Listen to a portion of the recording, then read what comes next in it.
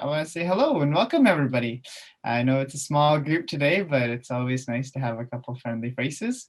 I hope wherever you are, that you're doing well, staying safe, and so I'm excited to meet some new people today. My name is Rafa Narciso. I'm the program coordinator for Catching the Spirit Youth Society. I'll be the facilitator for the event tonight, but hopefully you won't hear too much from me, and you'll mostly be hearing from Sonya and Sean. Also joining us from CTS is Rochelle McBride, who's our digital communications coordinator for CTS. And so she'll be providing some background tech support, and if any technical help or issues arise, she'll be helping us out. So Rochelle, if you want to just say hi and so people know who you are. Yep, I'll be here if you have any questions or if you're looking for any resources after the webinar. Feel free to reach out to me or send me a message in the chat there. Happy to help. Yeah. Brilliant. And so for those of you who are new to the CTS community and maybe don't know, or maybe if you just need a refresher, CTS, or Catching the Spirit, is a nonprofit organization that aims to connect every youth in Metro Vancouver with their natural environment, their community, and with each other through life-changing outdoor experiences. From our summer outdoor programs to year-round events, all of our programs aim to develop and educate youth with leadership, environmental awareness, and community engagement skills. Which is really where we are today. We're going to talk about our Spotlight series. So last year when COVID started happening, we had to shift gears, change it up a little bit. We're normally a camping program that runs free camping programs during the summer in the regional parks around Metro Vancouver. But then COVID hit and we had to figure out how else we can kind of engage with our community as well as engage with the youth that are still part of our program. And so the Spotlight series is a monthly online learning session where we connect our CTS community with like-minded organizations and individuals as a way to stay connected virtually in a very, very strange world that we've now found ourselves in. We've had different partners like Wild Outside from Canada Wildlife Federation, the Pacific Stream Keepers, who does incredible stream keeping work around the Lower Mainland, and Still Creek Restoration Society is a little bit of a smaller local organization in the Renfrew Ravine. And we've had them join us for some fun, engaging programs where participants got to learn about some of the amazing conservation and environmental work being done, and as well how they can get involved.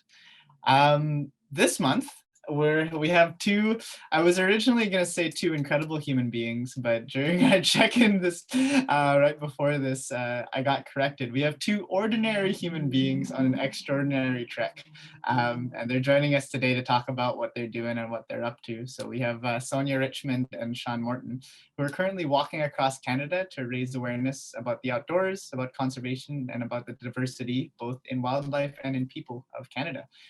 They're particularly interested about birding, I believe, and they make use of citizen science, and they make use of different ways for people to really get engaged with their own communities and see how they can bring awareness to their own communities. So before I kind of formally introduce them and bring them out and give them the space, I do want to bring us all into awareness of our own communities, of the spaces, places, and land that we are calling in from today. So wherever you may be, if you can just take a moment to follow the link that I believe Rochelle is going to send to nativeland.ca and find out whose land it is that you're residing in right now. So I normally call in, and CTS headquarters is from Burnaby Lake Regional Park. And so I respectfully acknowledge that I live, work, and play in the traditional and unceded territories of the Squamish and Halkomelem speaking nations, in particular the Musqueam, Stolo, Coquitlam, Tsleil-Waututh, Seminis, and Kakite nations in particular. And as I continue to work and play and connect to people, to nature, and to the outdoors, any connection that I may have to the land or I want to try to cultivate in others, I should take into account the past, present, and future of the nations that are the stewards of that land. And so at CTS, environmental stewardship is one of our 5 major tenets. That's a major focus of our programs. And I don't think any conservation and talk about stewardship or conservation in Canada can be complete at all without acknowledging the First Nations people that continue to live and make use of the land. And so just before I pass it on to Sonya and Sean, I just have some final reminders just before we move on. Just to keep the flow of the night and avoid disruptions and background noise, if you could just mute yourself while they're presenting. But if feel free to keep your cameras on and send messages in the chat. And if you do have any questions, raise your hand and we'll try to address them as we can. There is, if you do want to actually talk, there is if you click, I don't know if it's enabled actually, there's normally a raise hand function, which I think we've actually disabled, and I can get that enabled later on. But if you look into the reactions and you can raise your hand, or if you just send a message in the chat, we'll give you the space to then talk for yourself. And if you have any kind of technical difficulties or anything like that, just send a message to either myself or Rochelle and we'll try to help you out. Without further ado, I think this is the opportunity. I'm just gonna pass it on to Sonya and Sean. We'll switch up the screens and we'll call it a day. Let me stop sharing my screen. And I'll give it off to Sonya. Go ahead, take the stage. Well, thank you everyone for calling in tonight and taking a few minutes to listen to us talk today. Well, Sonya's setting up. I'm Sean Morton and my partner is Sonya Richmond. Until recently, we lived in Southwestern Ontario. Sonya worked as a GIS analyst, researching and mapping migratory bird populations, and I was a landscape photographer. 2 years ago, we sold our house, quit our jobs, and donated our possessions to pay for and begin a 4-year, 24,000 kilometer hike across Canada on the Great Trail. Today, we'll be explaining in a little more detail what we're doing, sharing some of the reasons for undertaking this journey, and elaborating on our goal of diversifying participation in the outdoors and connecting people to nature through birding in particular. We'll then share some photos and stories from the trail, explain why we're encouraging people to connect to nature through citizen science and birding, and outline some of the things we've learned on our first 2 years in the trail. So, as Sean said, we are in the middle of hiking across Canada, which is not something that most normal people regularly do. And it might sound very impressive, kind of walking carefree each day, trekking from sea to sea and sleeping under the stars. But let's be honest, when you see us or you see pictures of us, you probably don't think of us as outdoors people or explorers or adventurers. But that's kind of the thing we're trying to show people. To be an explorer, you don't need to be a professional athlete. You don't need specialized skills or expensive equipment, and you don't need to be super rich. All you really need is simple curiosity. From our own backyards to the Boreal, Canada's nature is just waiting to be explored, and the Great Trail is really a perfect place to begin doing that. Now, for those of you who aren't familiar with the Great Trail, it was formerly called the Trans-Canada Trail, and it's the longest pathway in the world. When we began it, it was 24,000 kilometers long. I guess it's 27,000 kilometers long now. We don't have any intention of doing the extra 3 though. And it goes to 15,000 Canadian communities. It stretches all the way from Cape Spear, Newfoundland, to Victoria, BC on the Pacific coast, to Tuktoyaktuk, Northwest Territories in the north on the Arctic Circle. Now, most people don't realize it. The Great Trail is within 30 minutes of 80% of Canadians. This means if you've ever walked on a trail in your own community, it's likely you've already trekked along a part of the Great Trail. And in fact, there are huge amounts of sections in the Fraser Valley and Vancouver area as well. On the trail, you're able to go for short walks, long hikes, cycle across entire provinces, and paddle across the entire continent. When we've completed our journey, we'll have walked from coast to coast to coast, visiting all 3 of Canada's oceans. Now, as Sonya said, most people aren't crazy enough to do this adventure on their own, and our parents wish we weren't either. In fact, fewer people have completed the entire trail on foot than have gone to the moon. According to Canadian Geographic, it's so large, if you started walking now, it would take you between 3 to 4 years to finish. That's if you were to keep hiking at a brisk pace every day through every type of weather condition, no matter how you felt in every season. To put this in perspective, when stretched out end to end, the Great Trail reaches about 2/3 of the way around the Earth. So when people hear these huge distances, their first question often is, why on earth did you choose to undertake such a crazy journey? Well, our main reason was that we felt like the digital world was starting to take over our lives and those of our family members. We were spending our days working in front of computers, our nights watching Netflix, and in between we were constantly checking Facebook, Instagram, and email. At the same time, we had a younger family member who was skipping more than 40 days of high school each semester. He was stealing and lying, and eventually he lost most of his friends just to play video games. And in a way, it's no wonder. Studies have shown that the effects of video gaming and social media on the brain are stronger and more addictive than those of drugs like heroin. So even though we were almost constantly connected to Wi-Fi, we were becoming increasingly disconnected from each other, the natural world, and everything that was actually important in our own lives. So we realized it was time to begin recharging ourselves and not just our devices, and we wanted to do something that was a little bit different. So what did we do? We wanted to get outside and get active, but we weren't particularly athletic people, and we really didn't have a lot of extra money. So we focused on the one thing that's free. We figured we could walk. So between 2014 and 2018, step by step, we hiked across Ontario on the Bruce Trail. We ventured across Spain on the Camino Francés. We trekked across France on the Via Pondensis, and soon after that, we hiked the length of Portugal on the Camino Portuguese. So these were all inspiring and life-changing adventures, and pretty much the moment each one ended, we eagerly began planning our next one. Now, while spending our vacation time hiking was fantastic, like many Canadians, we were still spending most of our year in front of screens and dreaming of our next big adventure. But we realized digital landscapes were no replacement for real ones. So that's when we realized that getting outside, connecting with nature, and having adventures weren't things that had to happen only once a year. We didn't have to occur in far-off countries and require extensive planning or cost a fortune. So instead of trying to cram our entire bucket list into a few precious vacation days each year, we wanted to find a way to connect with nature on a more regular basis. Now, nature means different things to different people. I think it's fair to say that when most people think of nature, they tend to imagine tracts of pristine, untouched wilderness, or they might think of a national or provincial park or a conservation area. But what many of us tend to overlook is that nature can actually be found everywhere, even in Canada's largest cities. It can be found in green spaces and river corridors. It can be found in the trees outside our windows, in the plants that come up between the cracks in the pavement, in the birds at our feeders, and of course in our own backyards. There are opportunities to explore and discover everywhere. All we have to do is step outside our doors.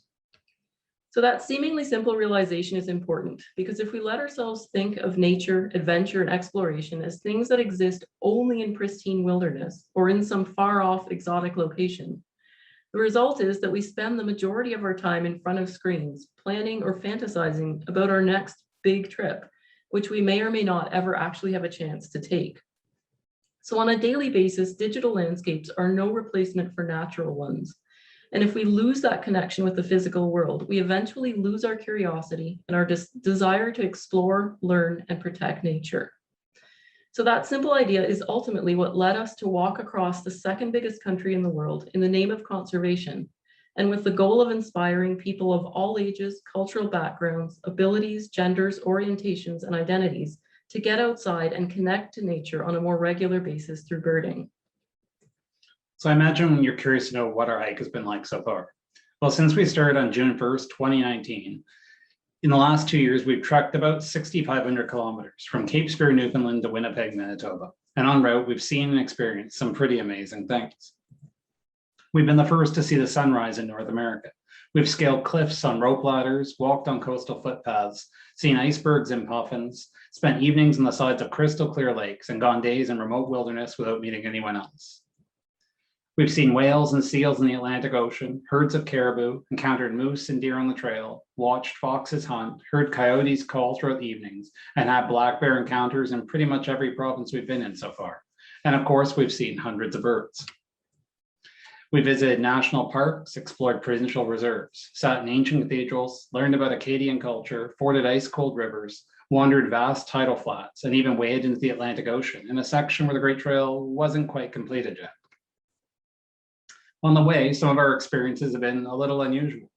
We've walked on the ocean floor with goats. We've slept in a haunted jail cell. We've been actors in local plays for Parks Canada. We've trekked through snow blizzards, sheltered from hailstorms and tropical storms, hiked amid tornado warnings, and survived a hurricane in Nova Scotia.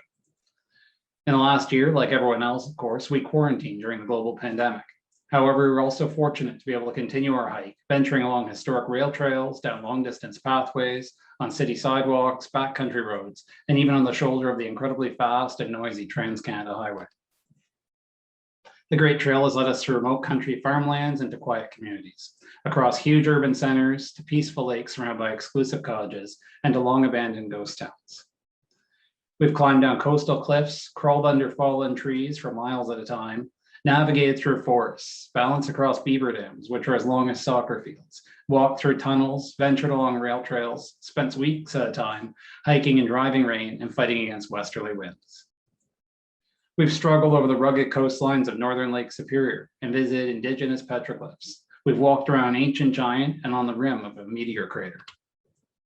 While trekking, we've camped on the side of the trail, but we've also taken shelter under boats, set up camp beside lighthouses, stayed in warm-up huts, fishing shacks, abandoned railway cars, in hedges and behind bales of hay.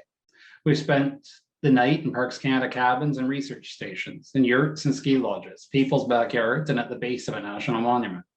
And throughout it all, we've hiked on days in which it was -20 and days in which it was +45. Best of all, however, along the way, we've also experienced overwhelming generosity, random acts of kindness, and countless words of encouragement. Each day, depending on the weather, terrain, water ability, and how we feel, we've hiked an average between 25 and 35 kilometers on the Great Trail.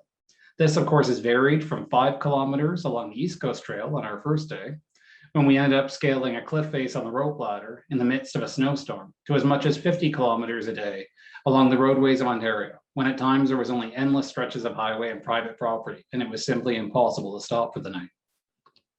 Usually while hiking, we carry everything we need in our backpacks, which means that we have our tent, sleeping bags, air mattresses, camp stove, pots, water filters, our food, and our photography gear. As you can probably imagine, this means our packs are pretty heavy. In fact, they weigh between 40 and 60 pounds on average, depending on the amount of food we need to carry between resupply points. At times, this might not sound like a lot of fun, but with all the truly amazing things we've seen, it's actually been really, really wonderful. Each day usually involves us getting up at around 6 or 7 a.m., having breakfast, packing up by about 8 a.m., and hiking till about 5:30 at night. In the evening, we set up camp, wash dishes, wash ourselves if possible, make dinner, filter water for the night and for the next day. Then around 8 or 9 o'clock, about the time most people want to lay down and cry and go to sleep, we actually have to go to work. And this is when we have to sit down and start writing up the blogs, our journal entries, social media. We plan the next day's hike and we process photographs. We update and answer emails. And this takes us on average till about 1 a.m. To put all this in perspective, in 330 days that we've spent hiking on the Great Trail, we've taken, sorted, and edited about 330,000 pictures, written 500 blog entries, averaging 1 entry for every 25 kilometers of trail, published 54 articles, participated in TV interviews, podcasts, been featured in Ontario Nature, and given more than 50 presentations, all the while living in a tent on the side of the trail. Now, most of the time we're hiking, we camp, either wild camping on the side of the trail where it's permitted or in campgrounds where available. Though, as I mentioned, sometimes we've had to find other unique places to camp out. In addition to which, we've been fortunate enough to be invited into people's backyards and homes to get rested, get cleaned up, and to launder our clothes, which has been a heaven sent. And this is what the first 2 years on the Great Trail has generally looked like for us. So of course, it hasn't been all hard work and no fun. It has been well worth it.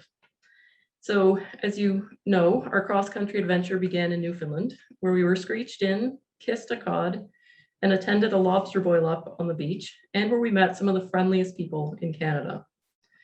So the Great Trail in Newfoundland has 2 very different trails that offer 2 very different experiences. So the East Coast Trail is a series of 25 footpaths for hikers that traces the rugged coast of the Avalon Peninsula, whereas the Trailway Trail follows the bed of the former provincial railway through the wild, remote, and sparsely populated center of the province. So we began on the East Coast Trail, which in places was extremely steep and rugged, involving rope-assisted climbs and descents, while in other sections it followed boardwalks, pebble beaches, and forested pathways.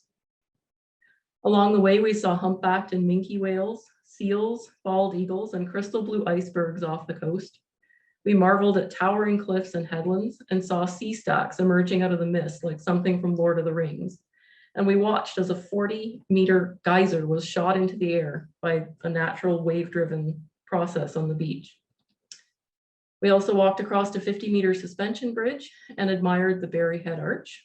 In addition, we visited the famous Cape Spear Lighthouse, which is at the very easternmost point in North America, and the colony of Avalon, which was one of the founding European settlements in Canada.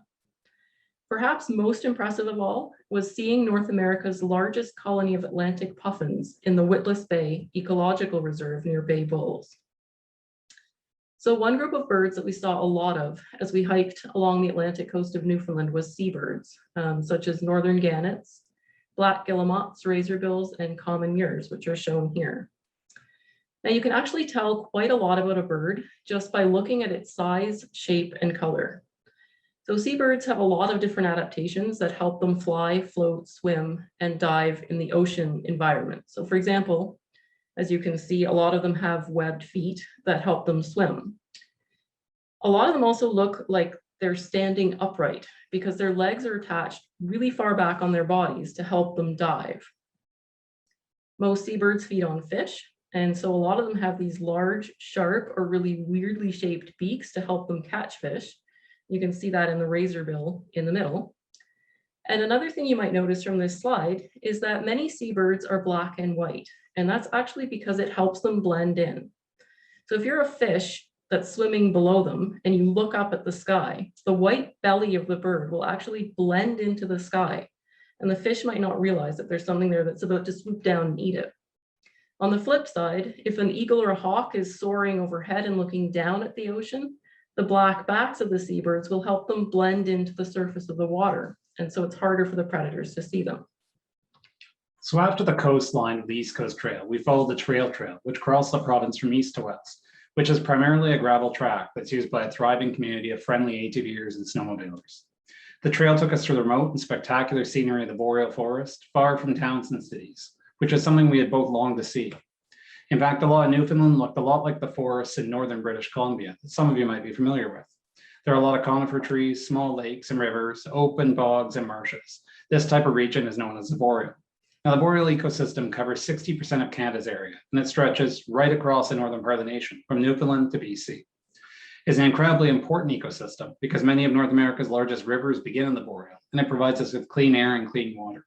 It's also known as North America's bird nursery because more than 300 species of birds live up there, and between 3 and 5 billion birds are born there every year. In fact, many of the birds we see in our own backyards throughout North America rely heavily on the Boreal region. On the trailway, many of our days began with the sounds of loons on pristine lakes and the sight of the sun rising over bogs filled with wildflowers. We were also privileged to watch a herd of caribou race across the plateau in front of us one day, be visited by moose regularly, and discover these two curious black bears outside of our tent one morning, as well as be followed down the trail by this rare pine marten one afternoon. And many of the birds we got to see in our own backyards in parks across North America are migratory, which means they fly north in the spring to breed, and then they fly south again to the United States and to Central and South America in the winter months. One type of migratory bird we saw a lot of in Newfoundland were these brightly colored warblers. If you look closely, you'll see that many of the warblers have small feet for perching on the branches of trees and shrubs, and they have small beaks for catching insects that live among the leaves in the trees. Now, because they eat insects, it means that during spring and summer, warblers live in the Boreal because, of course, there's lots of bugs. Anyone who's gone camping and dealt with mosquitoes and black flies knows this. However, it also means in the winter, when it's too cold for insects, these same birds fly south in search of food. We saw these migratory birds on the East Coast, but if you go outside into your backyard or visit a park in the spring in Vancouver, it's possible you might find almost all of these species as they pass through on the way north. One of the amazing things about migratory species is how they connect a continent as large as North America. Just imagine that the same birds that people in Newfoundland can see are the same species that you can see as well.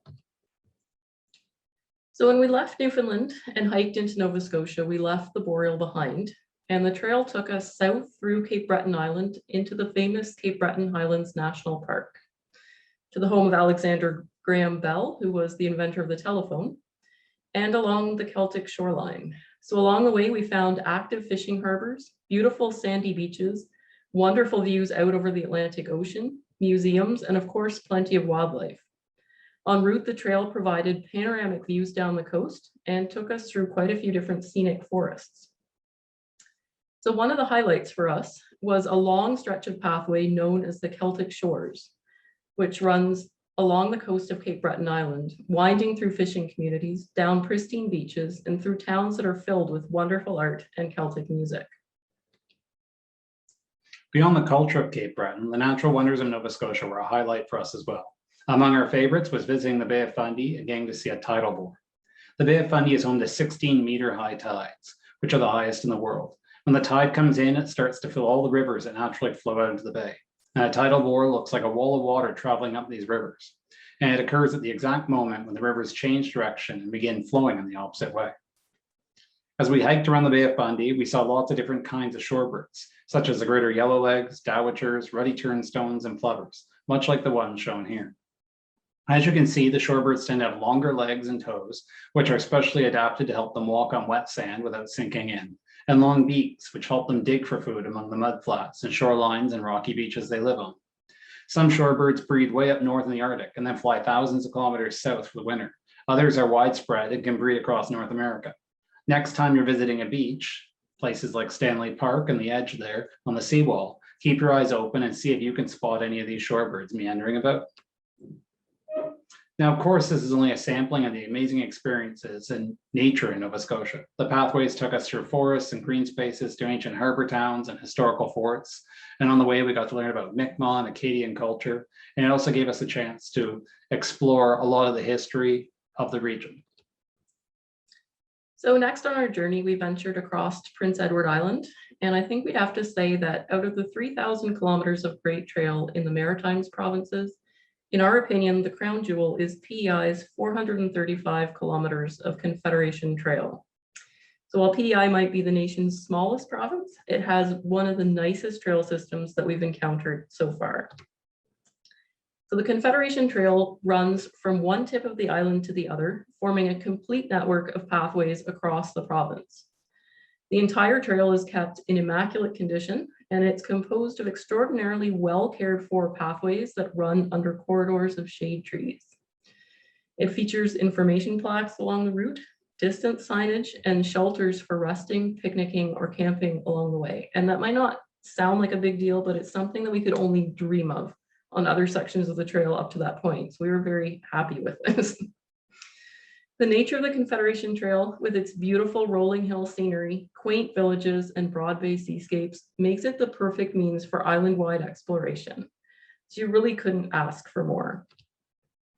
So in Prince Edward Island, we toured the province from the ferry to the Confederation Bridge, relishing the hospitality of Charlottetown, resting on the red sand of the endless beaches, and enjoying the natural beauty of the island while taking in as much of Green Gables as we could. So in PEI, one of the groups of birds that we saw a lot of were hawks in the open agricultural landscape. Many hawks find food by soaring above fields and other open areas and searching for small mammals. And as you can see, they have very sharp bills and talons for catching their prey. So during the winter, a lot of small mammals either hibernate or they move about beneath the snow, where hawks have a difficulty seeing them. So a lot of hawks do migrate south in the winter to find food. And if you look up into the sky and see a bird soaring in large circles, there's a good chance that it'll either be a bald eagle or one of these migratory hawks. The next province we visited was New Brunswick, which we arrived into after crossing the long Confederation Bridge from Prince Edward Island. In New Brunswick, we explored Acadian heritage, relaxed in peaceful forests, waded through marshlands while bird watching, and enjoyed amazing urban trails. Here we returned to the Bay of Fundy and followed the trail through the pristine coastal wilderness, hiked along the very tough Fundy footpath, and afterward we followed roads through the rolling and forested hills and spent days hiking along the beautiful St. John River heading north. New Brunswick also offers fantastic urban pathways through its larger cities like St. John, Moncton, and Fredericton. In the university town of Sackville, the Great Trail became a fully accessible boardwalk that took us through a 55-acre waterfowl park. I'm sure you could all recognize the web feet ducks have to help them swim and dive, and the broad flat beaks they have for scooping at vegetation, fish, and small creatures that live underwater. This, in fact, is one of the birds that most people are familiar with. In areas where there are pond, lakes, and where rivers freeze over in winter, ducks aren't able to swim or find food, so they have to migrate south to spend the cooler months on ponds and rivers that don't freeze. Vancouver, however, is fortunately far enough south that many of the rivers don't generally freeze up in winter, and many of the ducks actually spend winter in the ocean around the Vancouver area. Next time you go for a walk along the seawall, take a look out and see how many ducks you can spot. We've been there recently and there's actually quite a lot. The Riverside Trail in Fredericton was another example of a wonderful urban pathway in New Brunswick. The paved walkway took us along the banks of the St. John River, past historical estates, and to see some of the city's main attractions, all while underneath a majestic canopy of old hardwood trees. For all those reasons, the urban trails of New Brunswick, as well as the places they lead to, are an amazing experience. So when we completed hiking across New Brunswick in November of 2019, it meant that we had finished trekking across all of Canada's Maritimes region. So with a few weeks of good weather left, we hiked into Quebec on the Petite Amie to the shores of the St. Lawrence Seaway and the community of Rivière-du-Loup. We arrived amid a huge snowstorm with freezing cold temperatures. And so at that point, we pretty much decided to end our hike for our first season on the trail. Now, we had every intention of continuing from that same point when we returned to the trail last spring. But unfortunately, as you all know, COVID appeared last spring and provinces began limiting travel. So because of this, when we tried to return to the trail in Quebec in May, we found that the border was still closed and guarded by the police. So we made the decision at that point to set Quebec aside for the time being and to return to that province when we can do so responsibly and safely. That means in 2020, we resumed our hike in Ottawa, which brings us to the province of Ontario, which is also perhaps the most challenging for us to summarize. With over 3,000 kilometers of pathway in the province, 2,500 of which we actually hiked, it took us almost 4 months of trekking to cover. Talking about walking across Ontario and all the amazing wildlife we saw is equivalent to briefly trying to describe a year crossing the Maritimes. Don't worry, we're not going to take that long. In Ontario, the Trans-Canada Trail stretches from Ottawa, the nation's capital, in the east, to Windsor in the south, to Thunder Bay in the north. In short, it's vast, which is something most people really don't see and really don't realize. To put it in perspective, if you travel 1,000 kilometers south of Toronto, you'd be in Florida, in the Gulf of Mexico, pretty close to Disney World. However, if you travel 1,000 kilometers north of Toronto, you're in Red Rock, Ontario, on the shore of Lake Superior. And even then, you can still travel another 1,000 kilometers northwards and still be in Ontario. In other words, Ontario is overwhelmingly large, especially if you're walking it on foot. Ontario's trails run through the nation's capital, through huge city centers that takes weeks to cross, vast rural landscapes, quiet Indigenous communities, beautiful provincial parks, and to rugged national parks. Along the way, we ventured through large city centers, visited historic sites, trekked along canal systems, hiked pilgrimage routes, and explored important bird areas, as well as traversing across the rugged northern shorelines of Lake Superior. Despite these challenges and the distances we covered, we had a wonderful time and got to see a ton of nature. And as we hiked across the province, we encountered a huge assortment of wildlife on the trail, including porcupines, beavers, deer, moose, and of course, black bears. In addition to all these interesting animals, well in Ontario, we also saw over 100 species of birds, including eastern bluebirds, Baltimore orioles, scarlet tanagers, indigo buntings, and northern hawk owls. Now, because Ontario is so big, we walked across wetlands, forests, and along the shores lines of the Great Lakes, and through country farms and back into the Boreal forest. Unsurprisingly, each of these environments has a different group of birds living in it, and each is specifically adapted to their habitat and surroundings. However, the birds you see on this slide were chosen not because they're beautiful, but because most of them are birds that are found in Ontario's cities. And we wanted to show how many different kinds of birds can be found in our large urban centers right here in Canada, even ones the size of Vancouver, Toronto, and Montreal. Once again, this reaffirms our belief that birds can be found anywhere in Canada, including our own backyards. So finally, with the fall colors around us, we crossed the border into Manitoba. We began by hiking through the beautiful Whiteshell Provincial Park, heading more north than west as we went. And this huge park looked a lot like Northern Ontario, with its vast coniferous forests, marshes, and exposed Canadian Shield. After that, we followed the Winnipeg and Red Rivers through Indigenous reserves and across flat, open agricultural land, passing many huge hydroelectric dams along those rivers as we went. As we approached Winnipeg, the landscape changed quite radically from the sprawling boreal forest and Canadian Shield to this vast, wide open prairie lands with its endless skies. So as we hiked across Manitoba, we had a chance to see quite a bit of wildlife, including coyotes, beavers, river otters, red squirrels, frogs, and of course, white-tailed deer. So even in this empty seeming agricultural landscape, there was still plenty of wildlife. It just took us a while to spot it. Now, as you might expect, one of the exciting things about hiking out of the Boreal and into the prairies was that we started to encounter a new group of birds that don't typically occur east of the prairies. So we've only just begun our trek across the prairies, but a few of the more exciting birds that we did manage to see included Harris's sparrow, Lapland longspur, black-billed magpies, and best of all, in my opinion, were these huge groups of American white pelicans. So seeing those truly enormous, strange-looking birds was a great way to end our hike last fall, and we're really looking forward to seeing many new prairie birds when we head out again in a couple weeks this spring. Now, there's really no way to summarize 10 months of hiking across our beautiful country in a presentation like this, but hopefully our whirlwind tour has given you an idea of some of the different experiences Canada and the Great Trail have to offer in the Maritime region, Ontario, and Eastern Manitoba.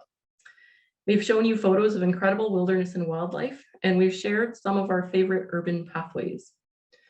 Now, the reality is that by connecting 15,000 communities across Canada and by visiting all of the provincial capitals, quite a bit of the trail is actually in or very close to urban areas.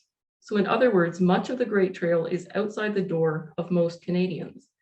And because of this, it's free, easily accessible, and open to everyone to explore in their own way. So as Canadians, we have these incredible opportunities to connect with nature, literally in our own backyards, in our own communities, and of course on the Great Trail. We're told all the time that being outside increases our self-esteem and self-awareness. It reduces the effects of stress and anxiety. It improves our concentration and fosters creativity and innovation. So why don't we take the time to capitalize on these amazing opportunities that are available to us right here where we live and in our own backyards? Well, there are a lot of reasons, even before COVID. For instance, there's often the sense that time in nature is non-productive and therefore a waste. There's a pervading social fear that being outside is dangerous and it should be avoided, especially if you're on your own. But it also has to do with the sense that connecting with the natural world is only possible or worthwhile if we're fully immersed in pristine wilderness, or that real outdoor adventure requires us to travel to far off and exotic locations. And unfortunately, there's also the perception that outdoor activities are something only to be enjoyed by a select few in special locations and at certain times. We've been taught that to be in nature, we're supposed to look a certain way, and that to be outdoors, we have to be a certain type of person, but this isn't true. Nature is not in one special place, and it's not for one special person. Nature is wherever someone is trying to find it, and it is for everyone. The pursuit of nature and time outdoors is enough to make you a birder, it's enough to make you an explorer, and it's certainly enough to make you an outdoors person. And this is the point that we've been trying to emphasize in communities as we trek. Now, hopefully our talk has done a little to help break down some of these perceived barriers to getting outside every day. But of course, those aren't even the biggest issues that come into play for most of us on a daily basis. The biggest issue is, of course, screen time. If given the choice between going outside or playing video games, a lot of young people will choose to play video games because they're a lot of fun. And a lot of adults will gravitate towards spending time on Facebook or Instagram or just watching TV instead of going for a walk after a long day at work. And this is actually becoming a really big problem because many youth groups like Scouts and Girl Guides, many trail organizations and nature groups are finding it challenging to entice younger people to get outdoors, to have an interest in nature and to be curious and to explore. And this is partly because it's hard to convince us to get ourselves off our screens. So how do we break this cycle and get ourselves outside more often? Well, it can be a real challenge, especially since despite all we've said about the benefits of being out in nature and the effects of technology on us, we like our time on Facebook and Instagram, and we often spend a lot of time on our phones and our devices streaming movies. So the key isn't to give these things up. It's to find ways to use our phones and use our mobile devices to explore the world. Most of us already use our cell phones and apps to get outdoors and improve our experiences. We use Google Maps to find our way around cities and regions. We use apps like AllTrails to help us find local pathways. And of course, geocachers have used apps for years to hunt for treasures in the outdoors. So using a free and simple app to identify and learn about nature around you isn't all that different. Like geocaching, bird watching and citizen science are simple, free, and fun activities. And together they represent the perfect tools to help motivate any one of us to get outside on a regular basis and to bridge the divide between our digital and natural landscapes. So we are trying to help people do just that by reconnecting to nature through birding. And when people hear this, they often ask us, well, why birds? Well, birds are a great way to connect with nature because they're free and fun to watch, and they are literally everywhere. No matter who you are or where you live, whether it's in an apartment building or a condo tower in the city, somewhere in the suburbs, or somewhere way out in the country, it is literally impossible to go outside your door and not hear or see at least one bird. And if you think I'm kidding, I challenge you to prove me wrong. And of course, birds aren't just in nature. They appear on our stamps, on our currency, on the logos of our sports teams, in video games, and in our art. Almost everyone has a memory of a sound of a bird calling, whether it's the sound of loons up at the cottage or the scream of a red-tailed hawk in a movie. Most people are actually already closet birders, which means that birds are pretty much the perfect gateway species to connecting with nature and other wildlife. And more than all of this, birds are a great way to connect with nature because they need our help. So according to the latest State of Canada's Bird Report, some groups of birds are doing very well, like waterfowl and birds of prey. And actually those two groups represent a really nice example of how widespread conservation efforts across North America have actually made a huge difference in helping birds rebound and thrive. Other groups like grassland birds and aerial insectivores, which are birds that feed on flying insects, are not doing so well, and they need our help. So where do we begin? Well, the first step is simply to just learn your birds. And one of the best places to do that is in your own backyard. So if you don't already know who comes to visit, start by looking at the birds that are right around you. See who comes to visit regularly, learn their names and what types of habits those birds have. Figure out things like what time of year do they visit? What types of food do they like? What do they sound like? If there are some that look similar, and there are, try to start picking out markings or features that you can use to help you try and tell them apart. And one of the nice things that we've found is that you guys are actually really lucky. In the Vancouver area, there's a really great resource that's being offered by the Fraser Valley Regional Public Library, which is called Birding Backpacks. So these are essentially kits that you can check out for free from the public library, and they contain binoculars and a field guide to local birds. So if you're trying to learn about the birds in your area, this is a really great way to get started. Another great place to start is by downloading a free app for your phone. And the great news is there are several free apps that not only help you learn about birds and how to identify them, but they also help you become a citizen scientist. So what is that? Well, a citizen scientist is anyone who makes observations about birds or nature and then reports them online to help scientists understand how our wildlife populations are doing. So this is great because it means that anyone can do it, whether you're 5 years old or 95, whether you're an amateur or hold a PhD, as long as you love going outside, finding really cool things, and learning to identify what they are, you can be a citizen scientist.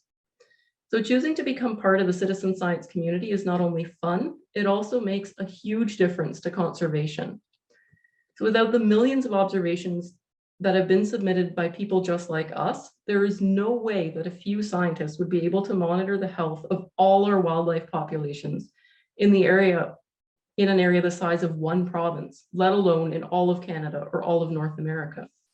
So birds and wildlife need our help. And in order to understand which populations are thriving and which ones are not, scientists are increasingly using data collected by citizen scientists. There are several free apps that you can help to use to learn about birds and to help become a citizen scientist. One of the ones we use most and recommend most is iNaturalist, which is freely available for anyone with a mobile device to download. iNaturalist is great because it's very simple to use. You can take a photo of something in the natural world and upload it to the app. You'll then be presented with a series of photos you can compare with your own to help you identify what you took a picture of. Once you've made your identification or made your best guess, is often the case with us, your observation will be submitted and then you'll get confirmation for your ID from experts. So then you've not only shared your photo with others, but you've also turned into valuable data that will be used by scientists. So the other great thing about iNaturalist is that you can submit your observations of almost anything in the natural world. So not just birds, but butterflies and other insects, bats, reptiles, mammals, birds and flowers, whatever you're interested in, you can use this app to help you learn about it and to submit your data. In addition, the app also keeps track of your observations, so you can start to build a life list of all the species you've seen and where you saw them. And if you use the Seek version of the app, which is intended for kids, but it's actually a really fun thing to use no matter how old you are, you are invited to enter different challenges. So as you build up your collection of species, you'll start to earn badges for different achievements. So for anyone who plays video games, this might start to sound pretty familiar. You're traveling around collecting things, you're completing various challenges, you can compete with your friends if you want, and you earn achievements. So citizen science can be a lot like video gaming, which is something that most of us like to do anyway, but with several very important differences. It gets you outside and being active. It teaches you about birds and other wildlife. It helps you connect with the natural world. It gives you skills you can add to your resume and an opportunity to earn volunteer hour credits. And citizen science makes a huge contribution to conservation, from our own backyards to the Boreal. So birds and citizen science are a great way to bridge the divide between our digital world and the natural one. And they are the perfect tool to make exploration and outdoor adventure part of our everyday routines. In addition to this, the wonderful thing is that when you help birds, your actions have a positive impact well beyond your own backyard and community, and even across the country. Many bird species, as we've been mentioning, are migratory, which means that every spring they fly north to breed in parts of Canada, and every fall they return south to overwinter. This means that many of the birds we see in our own backyards and work hard to protect regionally rely on other habitats, as well as the ones we observe them in. As I mentioned, in Canada, the boreal forest is one key example of an essential habitat that's particularly important for many birds. It's known as Canada's bird nursery because over 300 species breed there, and it accounts for the well-being of between 3 and 5 billion birds, or nearly half of the bird species in Canada and North America. Similarly, you're very close to the Fraser Valley Estuary, which is one of the most important birding places on the Pacific coast. This means that any actions we take in our own backyards and communities have a profound impact on conservation efforts across the continent and help bird species from coast to coast to coast. In essence, it means that in your backyards, the work you do is connected to the Boreal. And so if you're putting up a bird feeder or putting up a bird bath or helping birds in your area, then you're having a profound impact that extends well beyond your backyard. So with all of that said, we will end our talk there. And we'd just like to remind everyone that if you'd like to follow our hike through our blog, Facebook, or Instagram, the links are on the screen right now for doing that. And we certainly hope that you will take the opportunity to follow along as we continue our hike for birds over the coming 2 years. And if you have any questions, we can try to answer those for you now, or you can feel free to contact us online or through email later. So thank you very much for taking the time to listen.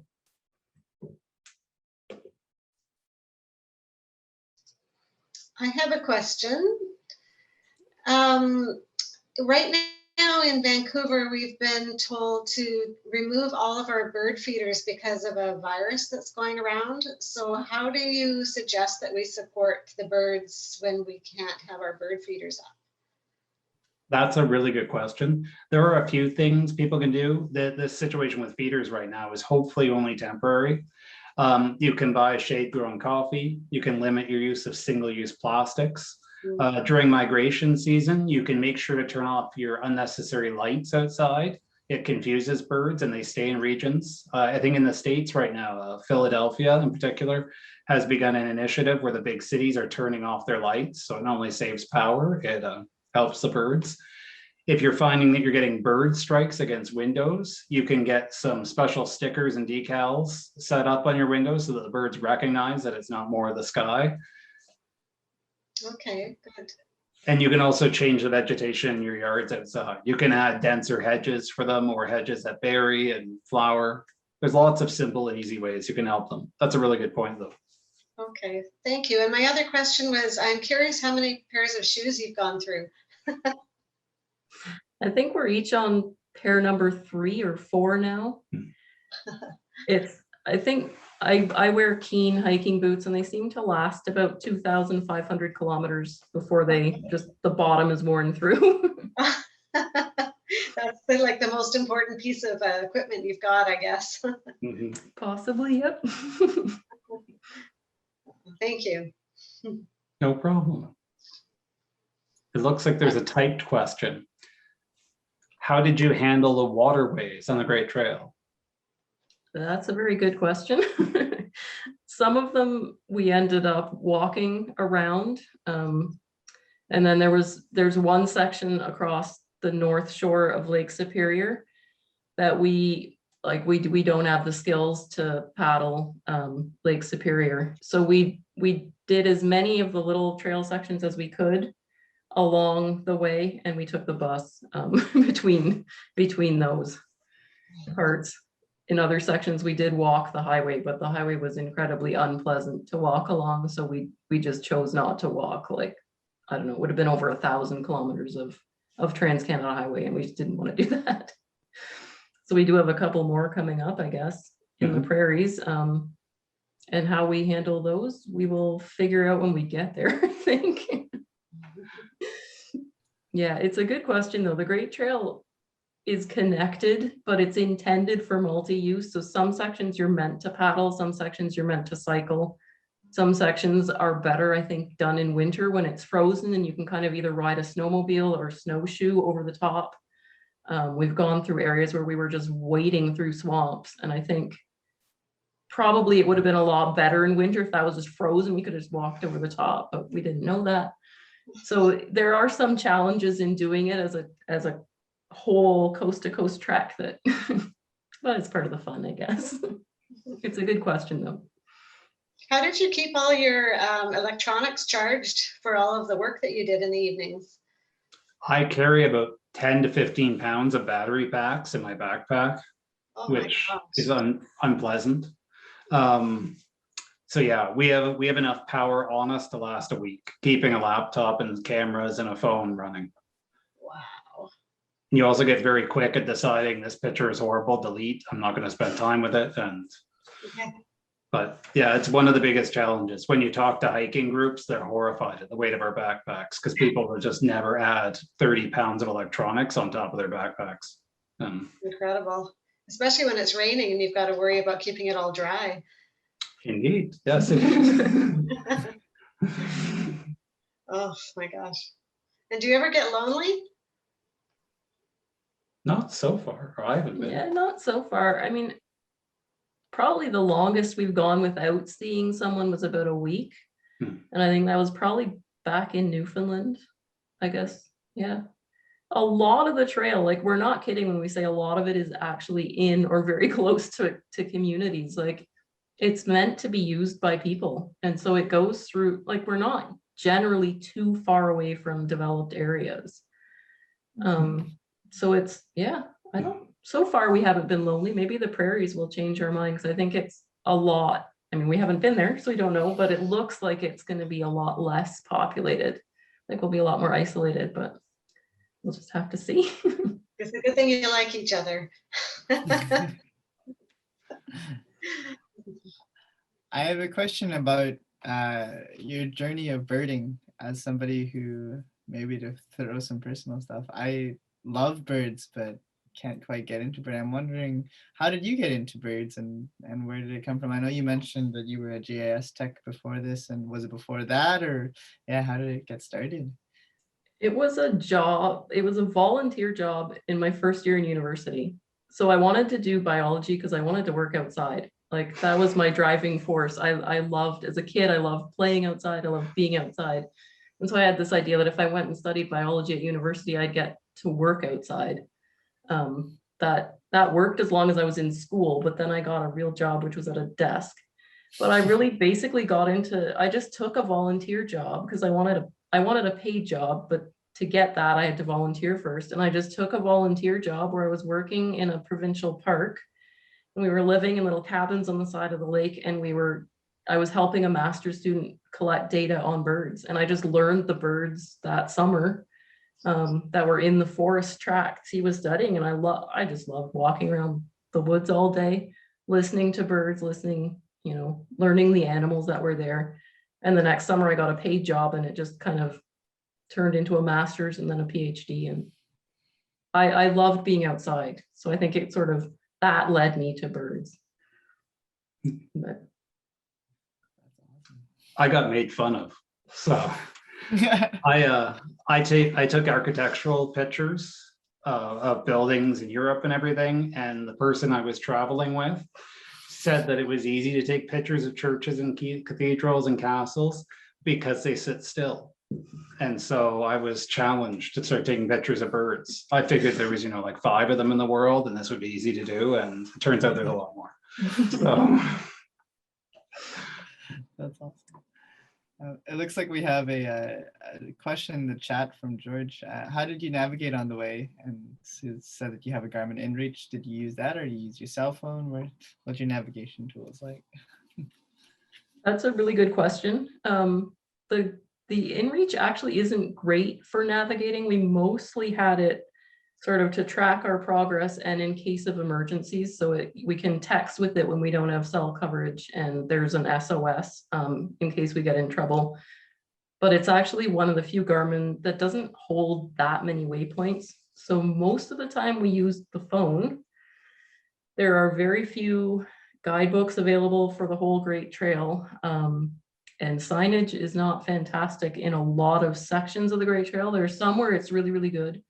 And others, there's hardly any signage. So we used a combination of Google Maps and the Great Trail app on the phone, but about half the time we've been out there, that app hasn't worked, and it's not working right now. So I think this year we're probably gonna have to use Google Maps. We're probably gonna get lost. It's a good question. If we use sort of a combination, like sometimes some of the trail sections are on all trails. So we try to find an app that has the trail, but it's been a combination of different things for sure. And on a sort of a daily basis, like we usually end the day, we look for a campsite, we find one, and then based on that, we sort of try and plan the next day's hike, just sort of looking what's maybe 25, 35 kilometers away and seeing, is there a place it looks like we can camp. It's a big part of this hike is figuring that out. We use as many different tools as we can find. So far, we haven't gotten too badly lost. A few times we did, but. This trail is a humbling experience every day. There's only 3 or 4 people that have come before us doing it. And one of the things we're writing about right now, when a blog that's due to come out, is how we watched them. And the interesting thing is a lot of them thought it would take 300 or 400 days. So 2 years to walk this. And they were into their 4th and 5th year, and you're sitting there before you sit out going, what are they doing wrong? How can they be so stupid? And here we are, and within about 2 months, we were about 3 months behind. And now we're a year behind, possibly 2 years behind. And it's just, you realize all of a sudden very quickly that the realities of a trail, it can't be broken down to numbers. And even if you have an app that thinks it shows you the way, you get into regions where it goes through the middle of a lake and you're left going, this isn't going to work. And you have to walk around the lake. And it's humbling. It shows you all the things you don't know very quickly. You discover all the things that are listed on Google Maps, and then you get there and they don't exist. Or they don't exist there, they're like 10 kilometers away.